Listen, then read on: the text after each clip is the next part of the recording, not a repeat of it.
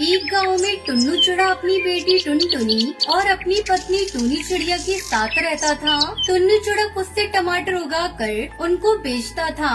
टुनटुनी को उसके पिता का काम पसंद नहीं था क्योंकि उसके लिए बहुत मेहनत करनी पड़ती थी।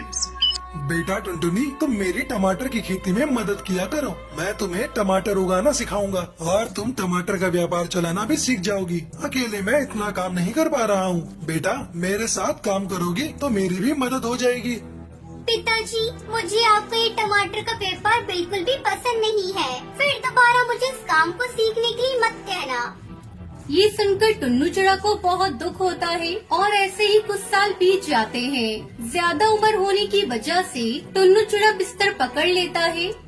बेटा टुनटुनी, तुम्हें आज से तुम्हारे पिताजी की जगह लेनी होगी और उनका काम करना पड़ेगा, तभी हम खुशी से रह पाएंगे बेटा। हाँ ठीक है माँ, सिर्फ आप ही के लिए मैं ये सब करूँगी, वरना ये सब करना तो मुझे पसंद नहीं है।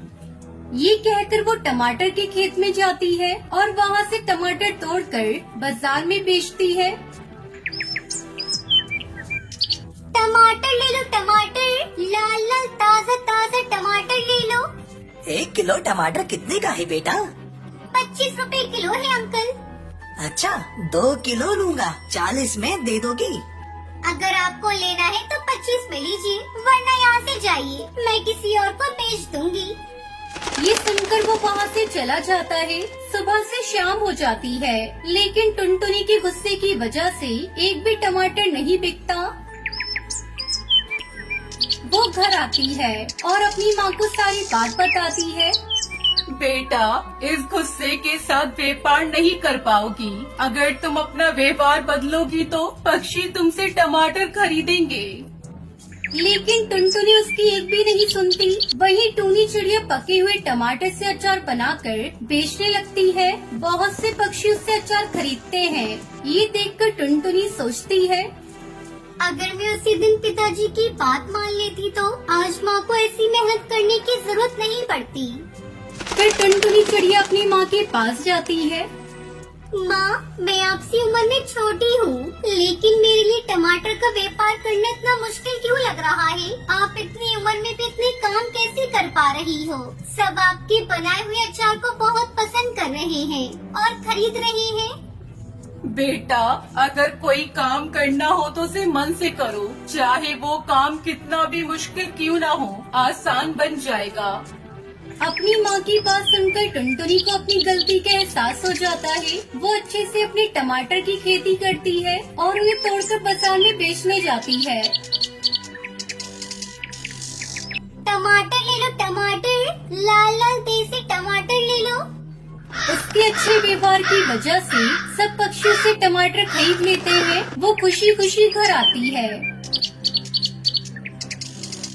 माँ, मैंने आज सारे टमाटर बेच दिए। आपने सही कहा था, कोई भी काम अगर हम मन लगाकर करेंगे तो हमारे लिए सब काम आसान हो जाएंगे। ये सुनकर उसकी माँ बहुत खुश होती है और टुनटुनी टमाटर की खेती करके अपने परिवार के साथ खुशी खुशी रहने लगती है।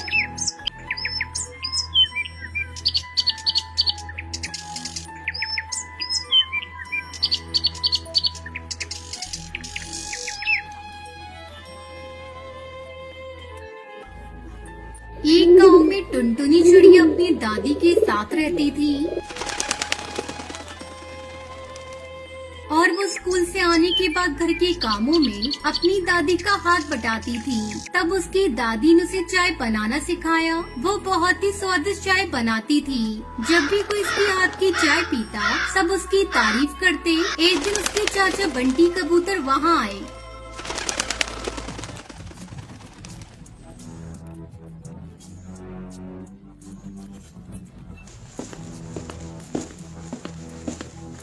आहा टुनटुनी, तुम्हारे हाथों में जादू है। ये चाय सच में बहुत स्वादिष्ट है। धन्यवाद अंकल, मुझे खुशी है कि आपको मेरी चाय पसंद आई। मेरी चाय का स्वाद चखने वाले सभी पक्षियों ने मेरी बहुत तारीफ की है। टुनटुनी, तुम बाजार में चाय क्यों नहीं बेचती? मुझे यकीन है कि तुम इससे कुछ पैसे कमा सकती हो।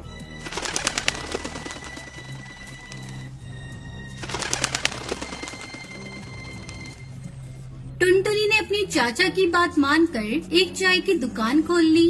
चाय ले लो चाय, गर्मा गर्म चाय, अदरक वाली चाय पी लो। चाय ले लो चाय, गर्मा गर्म चाय।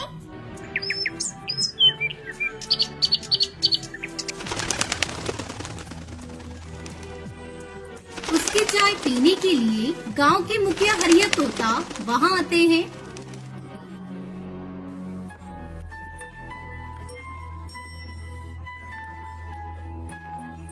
टुनटुनी, तुम्हारे हाथों में जादू है, तुम्हारी चाय कमाल की है।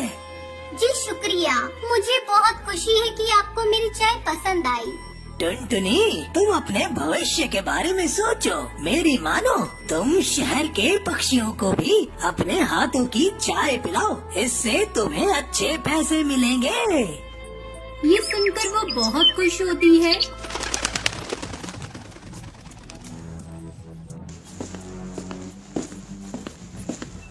और मुखिया की बात मानकर शहर के टी स्टॉल पर काम करने लगती है। लेकिन वहाँ के चाय बनाने के तरीके को देखकर वो अपने गांव जाना चाहती थी। सर, मैं यहाँ काम नहीं कर सकती, मैं ये नौकरी छोड़ना चाहती हूँ।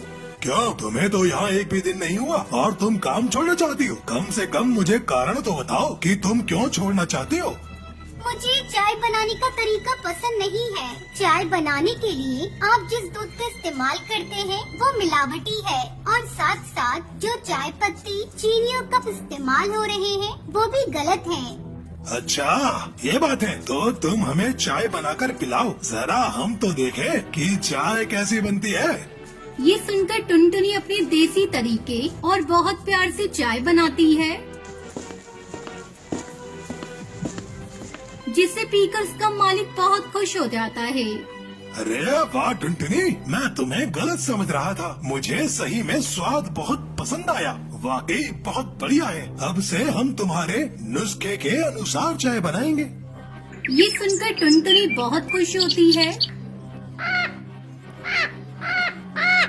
और शहर के पक्षियों को अपने हाथ से चाय बनाकर चाय पिलाती।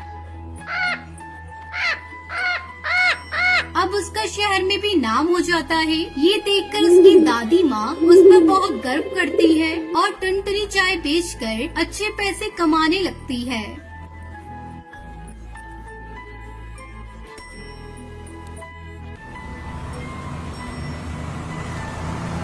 बहुत समय पहले नागपुर के जंगल में सुंदरी कौवी अपनी बहू टुनटुनी चिड़िया के साथ रहती थी। शादी के कुछ साल बाद ही टुनटुनी चिड़िया के पति की मौत हो गई थी।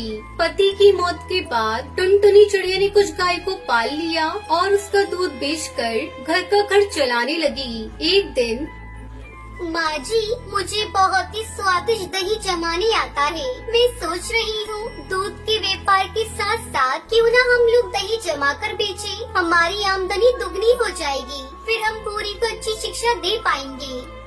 अरे बहू, तुम्हारा विचार तो बहुत अच्छा है। ऐसा करती हूँ, मैं 2-4 गाय और खरीद लेती हूँ। अब दोनों सास बहू दूध के साथ साथ दही जमाकर बेचने लगी। अरे वाह टुनटुनी बहन, ये तो तुमने बहुत अच्छा किया। हमें दही लेने के लिए शहर के जंगल जाना पड़ता था। यहाँ तो कालू दही बेचता था, उसकी क्वालिटी तो बिल्कुल घटिया होती है। ऐसा करो, तुम मुझे 20 थैली दही की पैक करके दे दो। अभी देती हूँ बंटी भैया। इस तरह जंगल की पक्षी टुनटुनी चिड़िया से दही खरीदने लगी। एक दिन जमींदार हरी तोता टुनटुनी चिड़िया की दुकान पर आता है।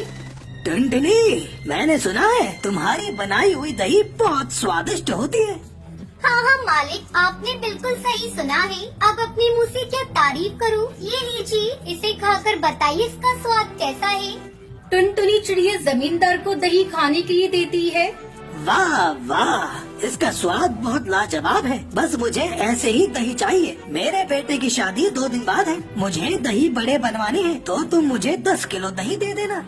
मिल जाएगा मालिक। ये सब देखकर कालू कौवा जल भुन जाता है। मैं इस टुनटुनी को नहीं छोड़ूंगा।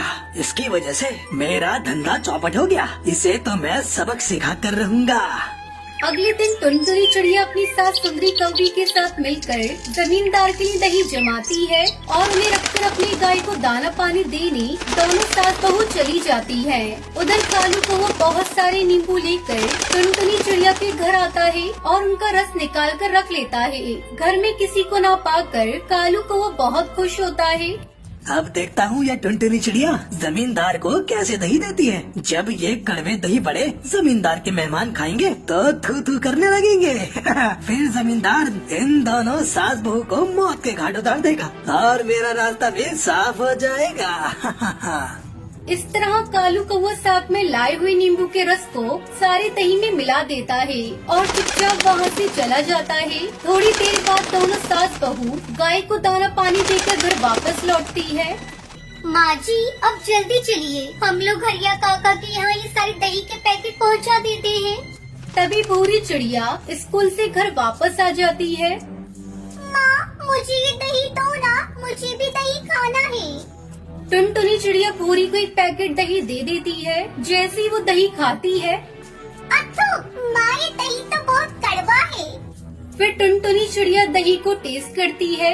हाँ माँ जी, ये दही तो सचमुच में कड़वा है। अब हम लोग क्या करेंगे? टुनटुनी चिड़िया भगवान का नाम लेकर दही के पैकेट को आंगन की मिट्टी में दबा देती है। हे भगवान, अब हमारी इज्जत आपके हाथों में है। किसी तरह जमींदार भैया सेठ के कहर से हम लोगों को बचा लेना। अगले दिन टुनटुनी चिड़िया अपने आंगन में जाती है और बहुत सारे दही के पैकेट पेड़ पर लटकते हुए देखकर हैरान हो जाती है। हे भगवान, आपने मेरी लाज रख ली। माँ जी जल्दी आइए, ये देखिए आंगन में चारों तरफ दही के पैकेट उगे हुए हैं। फिर जल्दी जल्दी दोनों सास बहू दही के पैकेट को तोड़ती है और जमींदार के घर पहुंचा देती है। उस दिन के बाद से टुनटुनी चिड़िया उस पेड़ पे लटकते दही के पैकेट को भी अपनी दुकान पर बेचने लगती है। सभी उस दही को खाकर तारीफ करते हैं। इस तरह टुनटुनी चिड़िया अपने परिवार के साथ खुशी खुशी रहने लगती है।